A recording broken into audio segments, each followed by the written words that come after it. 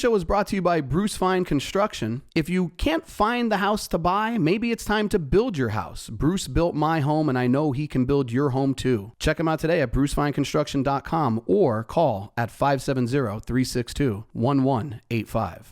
This episode is brought to you today by Whitehall Mortgage. Where there's a will, there's a Whitehall. Buying a home starts by getting a pre-approval, and nobody does it better than Doug in Dallas. Call them today at 570-562-7505 or apply online at whitehallmortgagefinancial.com.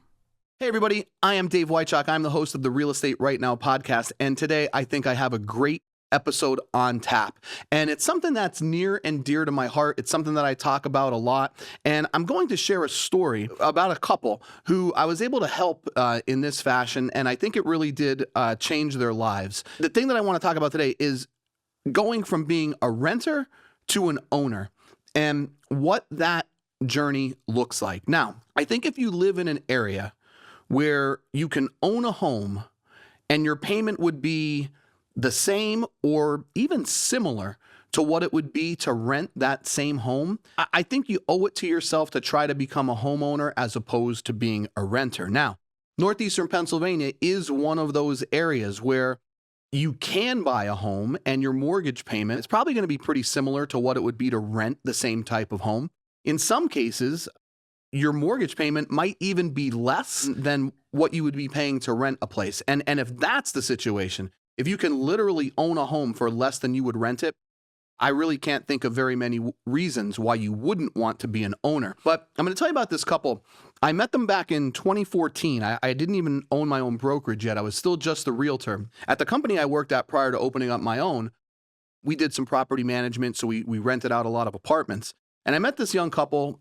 They were looking at a house in our town. They wanted to rent it, and I think the rent at the time was like $750 a month. Now that same apartment today would probably rent for $1,300. But at the time it was a $750 rent payment. And I met these guys. They were great people. They had just gotten married. I think they had a young son with them, and they wanted to rent. And I just mentioned, they told me what they did. They had decent jobs. And I said, well, look, why wouldn't you guys ever, consider buying a home? And they said, well, geez, we don't think we can. We don't have 20% down. We haven't ever really looked at buying a home. And it's pretty wild because a lot of people think that's what you need to do to purchase a home. But there's so many programs out there with low or in some cases even no down payment. So what I'd said to them, I said, look, here's the thing. Why don't you let me get you in contact with one of my local lenders, and we'll see if you can get pre-approved. Now, look, if you could get pre-approved to buy a home, let's not look at this rental. Let's start looking at what you could afford to purchase. If you can't buy, well, then no big deal. At least you tried. We can rent an apartment, and then later down the road, we can revisit purchasing a home.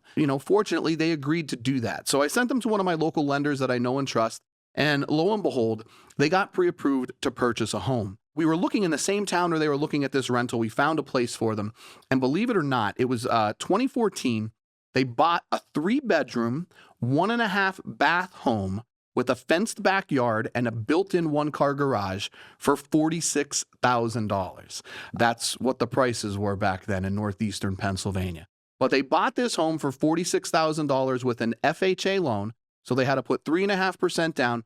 They got closing cost assistance from the seller. So out of pocket, it was like $3,000, and they moved into this house. 6 years later, their family had grown, it had expanded, and they called me on the phone. They said, Dave, we love our home, but we've kind of outgrown it. We're hoping that you could sell this place and help us buy a new home.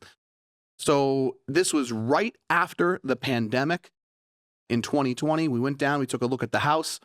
We sold that house that they bought for $46,000 6 years later for $105,000.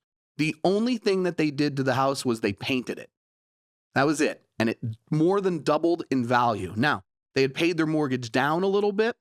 We got them $105,000 for the sale of their house, and they moved to another neighborhood where they felt had a better school district, a little better community, and they used the money from the sale of their first home to purchase their next home, which they bought for $275,000 in a beautiful neighborhood, 4 beds, 2.5 baths, great backyard, private driveway, everything that you're looking for, and really just a great spot. Now, look, they did that in 2020. Now, today, 4 years later, that house that they bought for $275, its current value is probably right around $350,000. And for them, at this point in time, because they sold their home and they made so much money on the sale of their house, they were able to put 20% down on that second house that they purchased. So right now, in the situation that they're in, they have well over $100,000 in home equity that should they ever need it, they'd be able to get to it.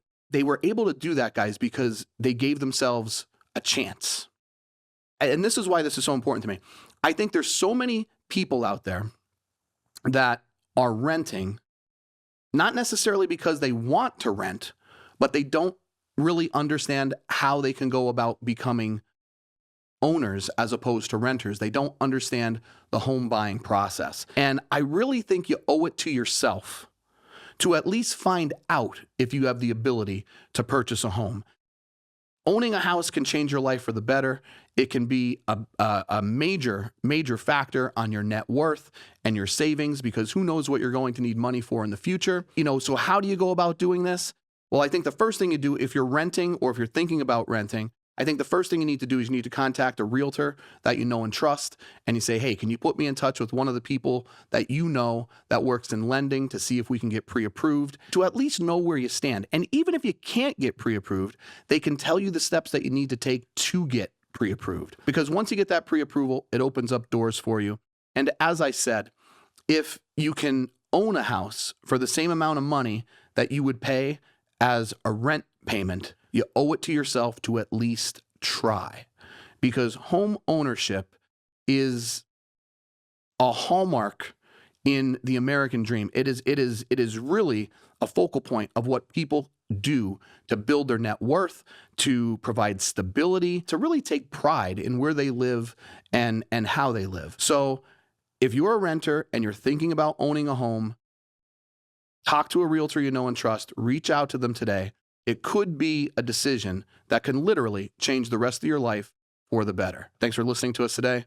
Can't wait for our next episode.